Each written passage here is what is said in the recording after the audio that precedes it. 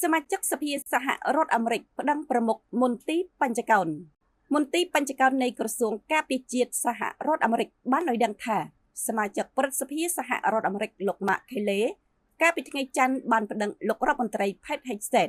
ជុំវិញការទម្លាក់អ្នកប្រជាធិបតេយ្យរបស់រដ្ឋអារីហ្សូណាចេញពីឋានៈជាមេតបជើងទឹកចូលនិវត្តន៍របស់គាត់ដែលបានរំលោភលើសិទ្ធិបញ្ចេញមតិដោយសេរីរបស់គាត់ព្រោះតែគាត់បានជំរុញឲ្យកងទ័ពបដិសេធនៅបទបញ្ជាដែលខុសច្បាប់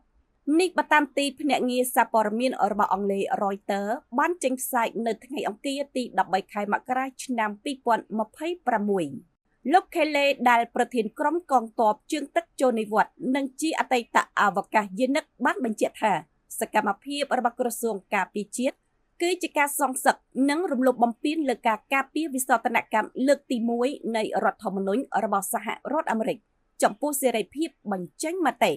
ពីបណ្ដឹងនេះបានស្នើឲ្យតុលាការរារាំងនៅការត្រួតពិនិត្យរបស់ប្រមុខមន្ទីរបញ្ចកោណលោកហេកសេតនិងប្រកាសថាទង្វើរបស់គាត់ផ្ទុយនឹងស្របច្បាប់ស្របគ្នានេះដែរចៅក្រមស្រុកអាមេរិកលោក Richard Leon ក្រុងនឹងបើកសវនកម្មលើរឿងក្តីរបស់លោកខេលេ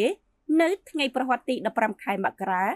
សម្រាប់ការចេញដីកាហាមឃាត់ជាបណ្ដោះអាសន្នដោយឡែកតំណាងមន្ទីរបញ្ចកោណនៃក្រសួងការពារជាតិសហរដ្ឋអាមេរិកបានបញ្ជាក់នៅក្នុងសេចក្តីថ្លែងការណ៍មួយថាក្រសួងការពារជាតិសហរដ្ឋអាមេរិកបានដឹងអំពីពាក្យបណ្ដឹងរបស់សមាជិកព្រឹទ្ធសភាខេលេរួចហើយប៉ុន្តែគាត់មិនបានធ្វើអត្ថាធិប្បាយលើវិវាទដែលមិនទាន់បានសម្រេចនេះឡើយលោករដ្ឋមន្ត្រីហេកសេតកាលពីខែវិច្ឆិកាឆ្នាំ2025បានស្ដីបន្ទោសលោកខេលេចំពោះការបង្ហាញខ្លួននៅក្នុងคลิปវីដេអូដែលក្រានរំលឹកដល់សមាជិកសេវាកម្មអំពីកាតព្វកិច្ចរបស់ពួកគេក្នុងការបដិសេធលើការបញ្ជាដែលផ្ទុយនឹងច្បាប់លោកខេលេបាននិយាយនៅក្នុងវីដេអូคลิปនោះថាច្បាប់របស់យើងចែងយ៉ាងច្បាស់លាស់ណាស់អ្នកអាចបដិសេធនៅបទបញ្ជាផ្ទុយនឹងខុសច្បាប់